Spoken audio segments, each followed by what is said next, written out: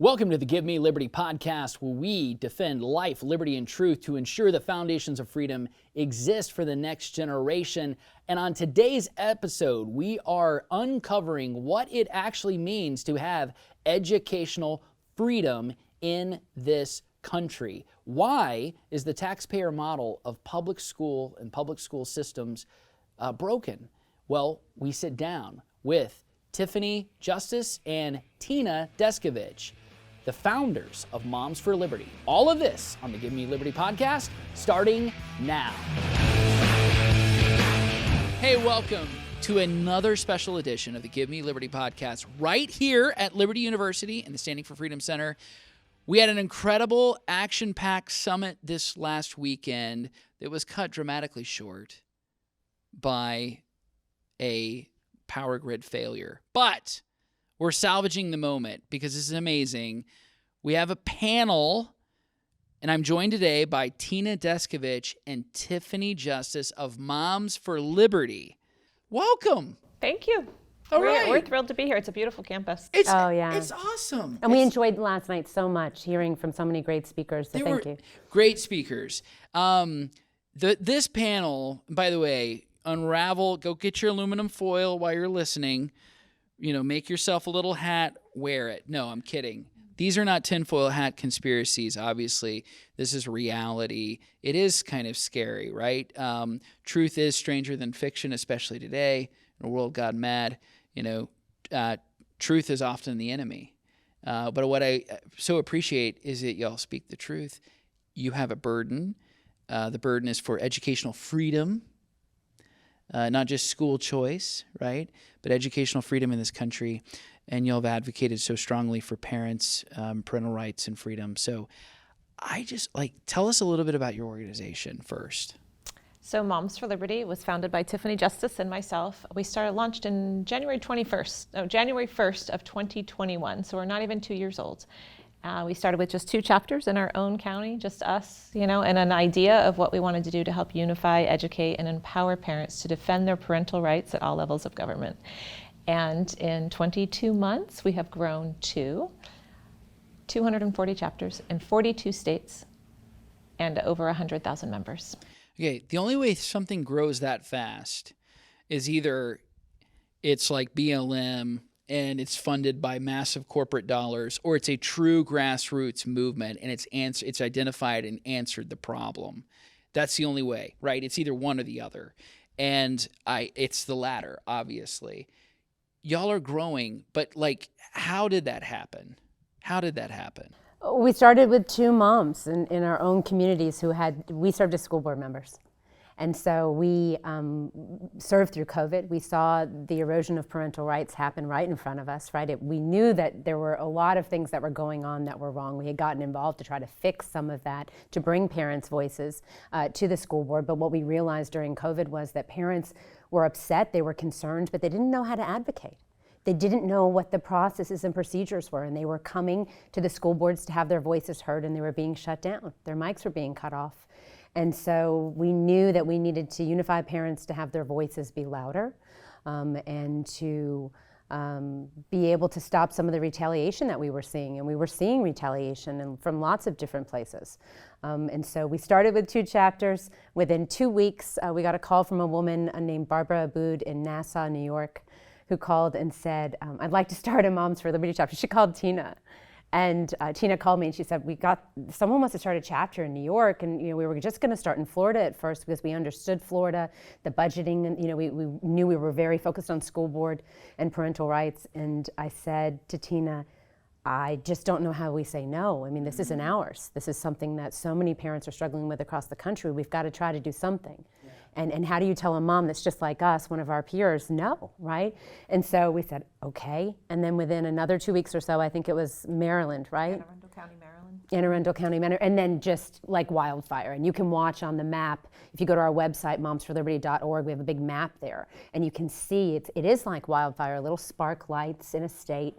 And then you can watch as the counties hear about each other and they kind of recruit each other. And what they're finding now is that the way that they can interact together united by county, they can help to address parental rights at the state level. So they're meeting in legislative committees at the state level and coming together as chapters to be able to advance the policies that they need to at that level as well. So not just school board, but now that state level government. And it's just a wonderful thing to be a part of. I'm so proud. We're so proud of it, of everything that the moms and dads across the country are making happen. Yeah, it's truly amazing. And when people think about growth like that, and you answered it, it's like, how do you organize that? How do you do that? And it looks like it's not complete centralized control, but it's people that are organically talking to one another, right? It's not centralized control at all. We are not a top-down organization. We don't set an agenda at the national level and push it down into our chapters at all. They meet monthly. They have chapter meetings.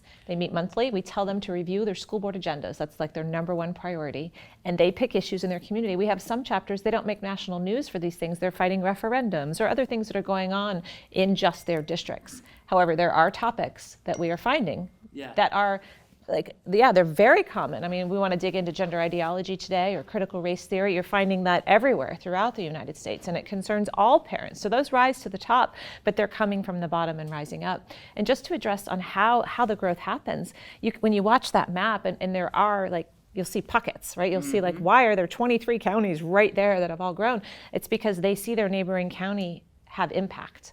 They see them show up at the school board meeting. They see the Moms for Liberty shirt. They're like, oh, these women are having impact. They see in the news they got a resolution passed. They see they've changed, something has happened, and they're like, oh, we need to do that here. And it's just covered in their local news. It's not national, and they pick it up and then they do it, and it just grows and grows. And we train our moms on media. We speak at the national level. Tina and I do an enormous amount of media. That was part of our strategies. We knew we needed to get the word out about what was happening in the schools and make people aware of that everyone has a role to play. Andrew Breitbart said that politics is downstream from culture. James Lindsay said it on a recent podcast. I've repeated it time and time again. Culture is downstream from education. And education in America, or K-12, higher ed, all of those institutions have been stolen from us. And we must reclaim them in order to write the course of America. Absolutely. So, by the way, how amazingly simple that you would have an organization that is not a top-down control, right? This is not being orchestrated in some kind of way like some other organizations that are so elitist, right? That's how they do it.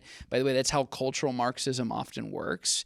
But yet, it's like, okay, that seems pretty American. That seems like Moms for Liberty. Who would have thought trust the American people? Right. Right? And we had Ron DeSantis as a great leader in that, right? Trust the American people. There's an enormous amount of vulnerability in the work that we do.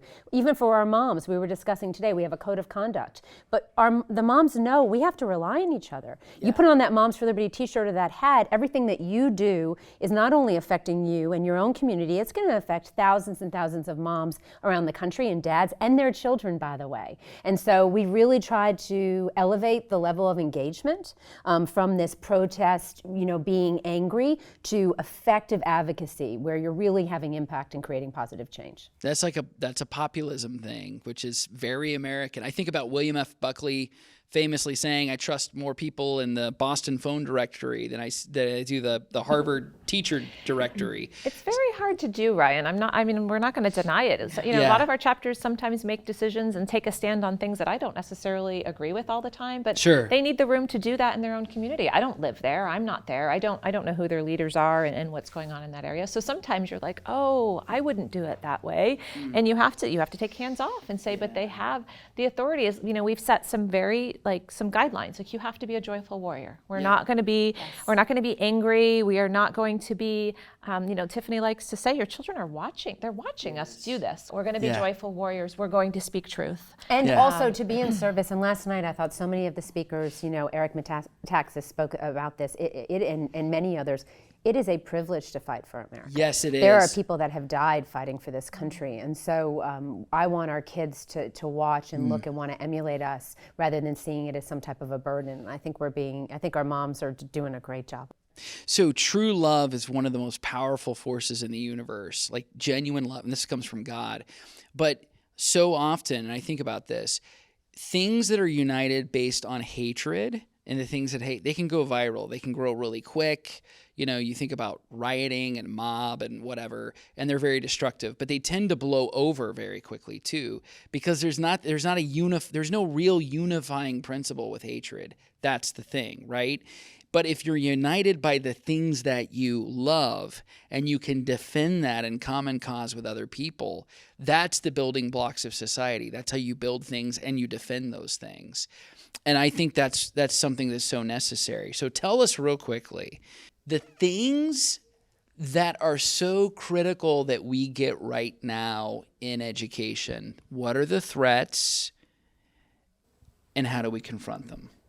First, I'd say that there is no love truer than the love of a mother for their child. It is such a pure love. And I think feminists for a long time have tried to tell us that we can't, this idea of, you somehow lose some part of yourself when you become a mother. And I think it was a lie told to us to kind of trick us into not having a voice as much in the public square. And I love the fact that our moms are at the playground talking about who's going to run for school board and who they're going to support and who the best House rep is to support or to sponsor a bill. So, moms are taking that love for their children and the want for a brighter future for their children and incorporating it here. As far as threats are concerned, they're coming from a lot of different directions. And really, I think that there's a wedge being driven between the parent and the child, right? I mean, that's what we see most directly. Yeah, the biggest threat for sure is the special interest groups that have infiltrated education and the teachers union. Let's just throw them in there too, because they're party to it, at a very minimum in some places, maybe complicit, but they're definitely party to it. And they're putting procedural guides and policies and working with school board members in trainings from day one when they get elected to adopt policies that literally divide children from their families, that invade parental rights, that erode parental rights. In Florida, we saw all of those policies or all those procedural guides be put in place by Equality Florida. They came in. And these policy or these procedural guides started with closed door meetings between students and administrators in the school or guidance counselors in the school. And first thing, the kid got to choose their, and we have examples. We have a mom that has a lawsuit out right now where they get to choose their gender. They get to choose which name they want to use at school, which restroom they want to use, which locker room they want to change in, and which sex they want to spend the night with in overnight field trips, which is all absurd for a student to be making those decisions with an administrator at the school. And the policy or the procedural guides say, not only are we not going to tell your parents, we're going to deceive your parents. Yes. We are going to use your birth name and your birth pronoun when we talk to your parents. And we are going to not tell them about these other things that we agreed to. And what happened in Clay County. Yeah. Clay County is a crazy story. Tell us about that. Yeah. Yeah, I mean, I'll shorten the story a little bit because it's horrible. These parents got a phone call one day that their daughter had attempted suicide at school. And of course, they raced down to the school. They are then informed that their daughter has gone through one of these social transition programs at the school. So the school knew that there was a struggle there with gender identity. They were guiding her. And when the attorneys got a hold of the records and the documents and the notes over the past several weeks that the school had been working with her, they said they were not going to notify the parents because they were Catholic. Wow. So this is a civil rights issue of religious discrimination, but then also parental rights. It shouldn't have anything to do with religion, but the parents have the ultimate right with their children. They cannot be separated. This is the thing. So you go back to the, HB 1557 parental rights bill, the Don't Say Gay bill is what they said in the media. And you have a very real picture of what's actually going on versus what the media is saying about it. Sure. And the polling on that showed that we were like almost near 70% for both Democrats and Republicans. Yes. In support of not teaching sexual orientation and gender identity in grades K through 3. Yeah. So, here you have an issue where you have almost 70-30 polling on it, and yet somehow it's controversial. We did a Dr. Phil episode, and Nadine Smith, who is the director of this Equality Florida, was on there with us, and she was talking about the bill, and she said, and I said, you're not saying the name of the bill. You're not saying it correctly. This is misinformation, this moniker that you've given this bill. And she said, well, the name of the bill is just a marketing ploy, I think she said, or something. And I said, and in my mind, I just thought to myself, maybe to you, but the name of the bill was Parental Rights in Education. And to us, that wasn't a marketing ploy. That was us taking action at the state level to protect our ability to direct the education of our child. And so the other thread I think that we're seeing right now is curriculum transparency.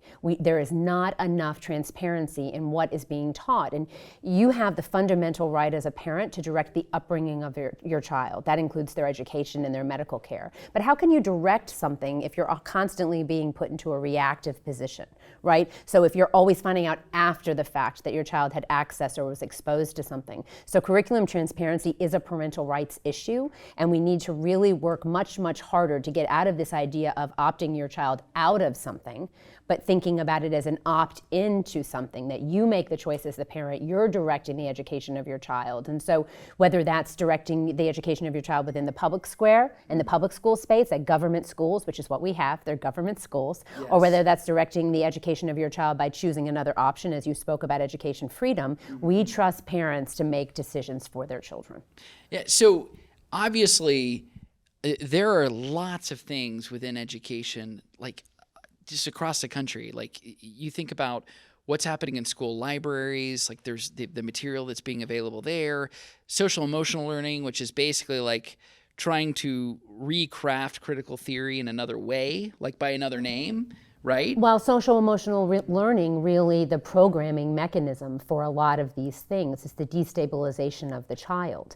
They're really, as a mom, you tell your child, if you get that funny feeling about something, if you think in your mind, my mom or dad might not like this, trust your instincts, trust yourself, right? What they want to do and what social emotional learning does is normalize, they call them courageous conversations around things like race or around gender. So the kid gets confronted with something that they know instinctually, inherently, is not in line with their family values or not in line with their own, their own understanding of the world and their truth, the sun coming up and the sun going down, but they're told ignore that.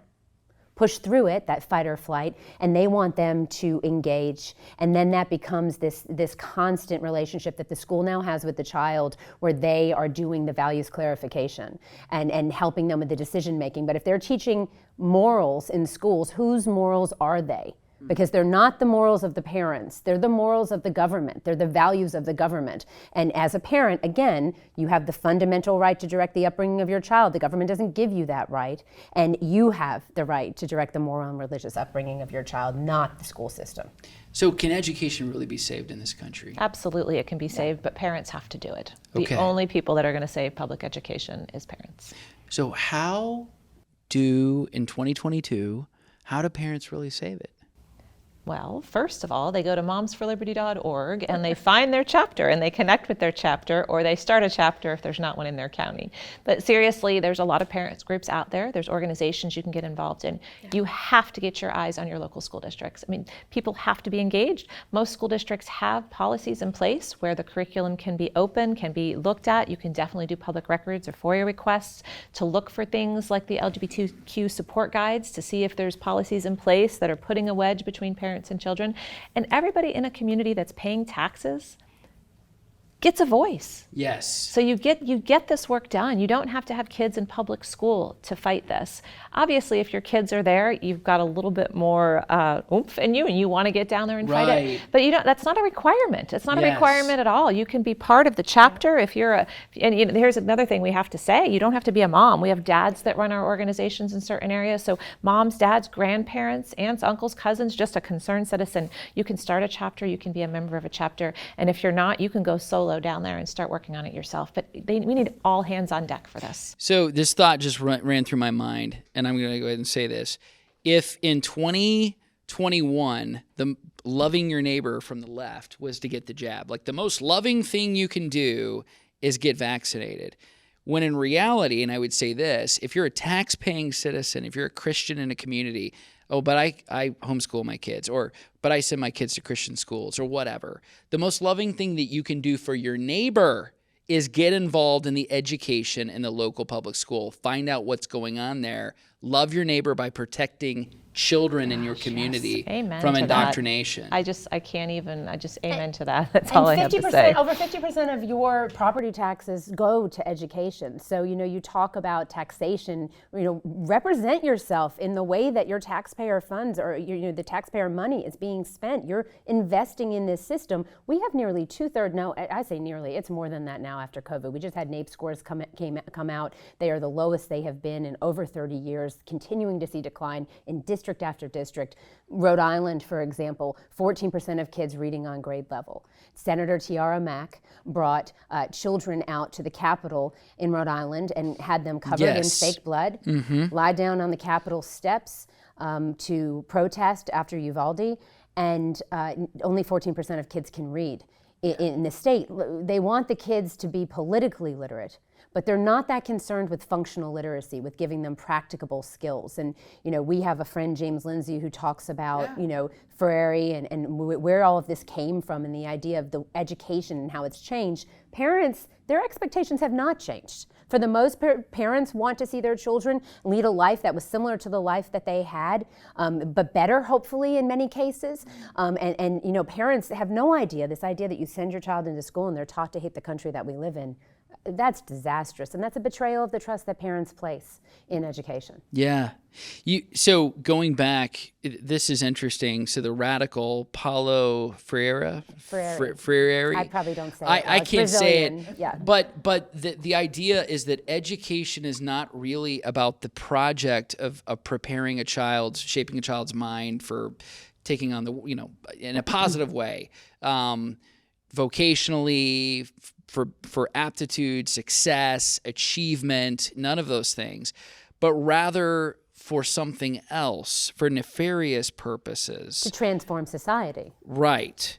So this idea that education is almost like this Marxist thing that is about an operational goal, some kind of tangential goal that has nothing to do with the original project of education. So indoctrination versus, I don't know, the Christian term would be discipleship, where you're training up a child in the way they should go, right? Education. Yeah. It's indoctrination versus education. Yeah. And you don't even have to get that deep into the nefarious work. I mean, we need parents on board and eyes on. Parents know.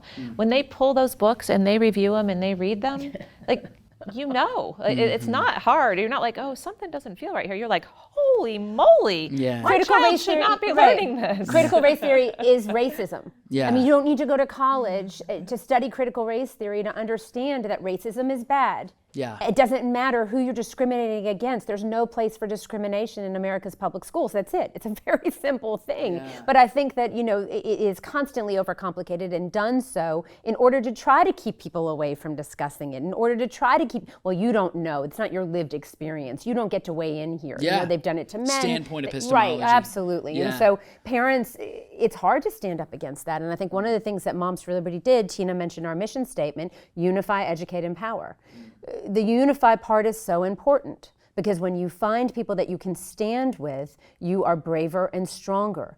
And then when you're educated on the issues, and these issues that are oftentimes difficult to understand or purposely made difficult, then you need to find your way through it. But once our moms are confident on that issue, they're then very empowered to make change because they're driven by true love. Yeah. And tell me what kind of mixture would be more powerful than that? Yes, absolutely. I feel like, okay, this conversation is a to be continued because I want to have more conversations with you. I think we benefit at the Standing for Freedom Center, certainly at Liberty University, from hearing from your experience there in the field. Hundreds of thousands of women, mothers across this country, being specific, are listening to you. Dads as well, because I was actually at your meeting down there in Florida for your conference. I saw men in the room also, which is pretty cool. I'm a dad. I have 3 kids. I'm proud of it. So this is critically important, and I don't think it's going to become any less important. There's no way to fix education by just, winning an election on education policy. This is an ongoing thing. it's going to take a long time. We know we are in it for the long game. That's why we set up a solid structure. You know, everyone said, "Oh, this is about the masks. They're going to go. This whole group is going to go away after the masks." And there's nothing in our mission statement about a mask. No. Not to, it is about defending parental. It's about saving America by defending your parental rights. They have been under attack for decades. Public schools have been controlled for decades by liberals, by teachers' unions. It is going to take a long time to get this ship right, but we are working on it and we're making exceptional progress. Well, thank you for the love that you have for your children. Thank you so much for speaking up, speaking out, getting involved, and for rallying the troops. So appreciate your courage, your conviction, your compassion. Tina Deskovich and Tiffany Justice, thank you so much for joining the Give Me Liberty podcast. And folks, stick around for final thoughts. Hey, thank you for joining the Give Me Liberty podcast. Wasn't that an interesting interview? I so appreciate Moms for Liberty as an organization and all they're doing around this country. They're growing by leaps and bounds, largely because they're touching on an issue that every parent, every child, every family has to deal with in this country, and that's education.